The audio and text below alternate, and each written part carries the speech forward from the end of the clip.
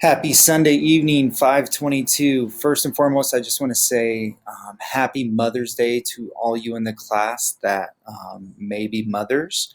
And for those of you that aren't, I'm sure you are um, you're pouring into students.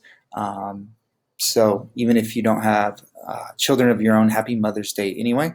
And a special shout out to our mother-daughter duo here in the class as well. That's pretty special to be able to be doing classes together. I am doing this video from a gorgeous night here in Northern California. I know most of you are in Southern Cal, and I'm assuming it's beautiful down there as well. But I like to do it outside when I can, even though it makes it a little dark in the background. I think that's all right. So let's get going with, well, before we jump into week 2, week 1, I love the activity on the discussion board. I know the Goodreads post was a little interesting, that assignment. But once we talked through that, a few people had questions. Not a big issue. So continue with the activity on the discussion board. It was great this week, and that really is a big part of your learning. I know you guys have been in Concordia for a while, so that's nothing new to you guys. But week 2, let's start off with our quote. If you put your mind to it, you can accomplish anything.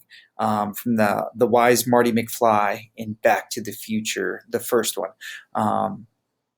I'm sure there's very similar quotes in lots of movies, but it's a great movie, and it's really true. Our condition of perseverance is so impressive. Really, as humans, some of the stuff that humans can do is really, really important. And just knowing that making that decision to do something or do a task or start a challenge is actually harder sometimes than the task itself. So just getting going sometimes can be the hard part. So this week the class does pick up. There's a little more content this week, and we have our first assignment where there's a little bit more work than just posting on Goodreads. So there is quite a bit of content. As far as topics, we start talking about the maker movement, mostly tech-based. But the maker movement isn't just technology. It could be yarn, it could be Legos, it could be popsicle sticks, it could be anything, right? I know a lot of schools are training their library, or at least parts of their library, into maker spaces. We get into 3D printing, which next week assignment kind of moves into that realm a little bit, and we'll talk about that in a little bit later. And then identifying and using emerging technologies, which the course is all about. So your content for this week, that there's a lot of links right there. You're not going to have to go through all of those. These top 3, you need to read these, and then pick 2 of these. So 5 articles to go through. So pace yourself as far as over the next couple of days getting that content read, because you need that content for your discussion post. And so I will pop over there, and Lauren gets a star. She already answered it, but we won't go into her post. Choose one of the articles you are required to read and share your thoughts on the reading and respond to 2 peers. So this is really reflection and then interaction between classmates. So there are 5 articles total that you need to read. These 3 everyone will read, and then you pick 2 of these. The assignment for this week is observing another educator. So I'm going to pop over to the assignment page, and you're going to take this Google sheet, and remember, file, make a copy, and then it becomes yours. And what you're going to do is you're going to rename it, your last name, first name, week 2. And then you're gonna observe someone on your staff. They use the word trailblazer. That could be a strong word, but someone that's using technology in a good way, right? You don't want someone that's never used technology or is afraid of it. You're looking for those things, and so someone that uses technology, and then you're going to use that sheet. And you're going to fill it out, and this is what's being looked for. I'm a big rubric guy here with Concordia, and so I like to grade on the actual rubric when there is one to grade on. So this is what we're looking for. All the elements are completed: setting, groups, teacher roles, activities, ratings, text, all that kind of good stuff. And so let me pop over there real quick, and you have the different sheets that you can go through, the definitions, the observation, and the other piece is hidden right there. But that's just this first sheet right here. And so these are your directions, and then this pops into your observation over here. Get into this early because one, you got to schedule it, so you got to find someone on your site, and then two, want to make sure you know how to use the sheet properly. And so once again, to get to the sheet, if you're on this screen, I'm sorry, not on this screen.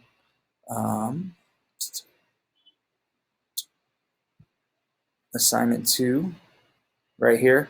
Click here. It's going to pull up a sheet. Once again, you're going to file, make a copy, and it's gonna walk you through what it's looking for. Not that bad. The hardest part is finding time to get into someone else's classroom, right? And so if you have any issues with that, reach out to me early, because I want to make sure you know what's going on and nothing is a stumbling block for you. But I wanted to spend a little bit of time talking about next week. So week 3, there is an assignment where you have to use SketchUp. And so if you don't know what SketchUp is, it's a Google product that's been around for quite a while, and it's 3D modeling. And so what you're going to do is you're going to go into SketchUp and you're going to create a 3D drawing in SketchUp. And then when you're done, you're going to download it as a SKP file, which is a SketchUp file, and then you can open it. And everyone else would be able to open it up as well. And so if you are having trouble creating an account or struggling with this, the first thing I'm going to tell you to do, it says it right here, is YouTube. YouTube it and walk it through. And this site has a lot of resources as well. And then after you go through those 2 things, if you're still struggling, reach out to me. I am going to try to make one in the next day or 2 and post, just so you guys can see. But depending on how long it takes me to get your grading done, because that'll be my priority, is to have the grading done for you guys. But I would still like to get that up for you so you can see it.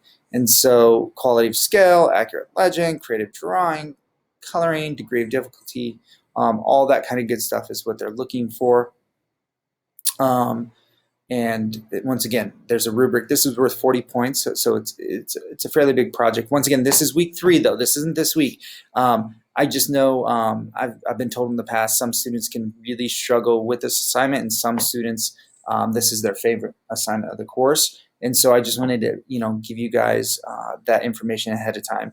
And so here are 8 tips for 3D printing with SketchUp, and so it kind of walks through SketchUp a little bit. And there's so much 3D printing going on.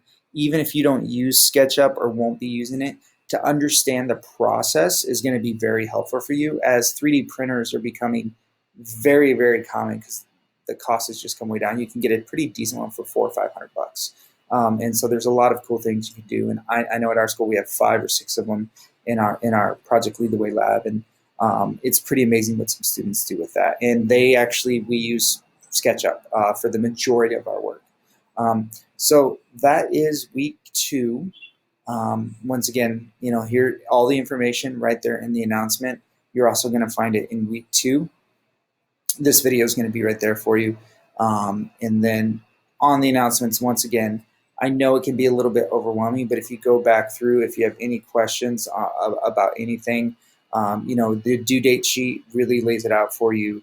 Google Docs, share settings, submitting assignments to Blackboard, all that kind of good stuff. If you have any questions, please reach out to me early in the week, because I want to make sure, once again, you guys have what you need to be successful.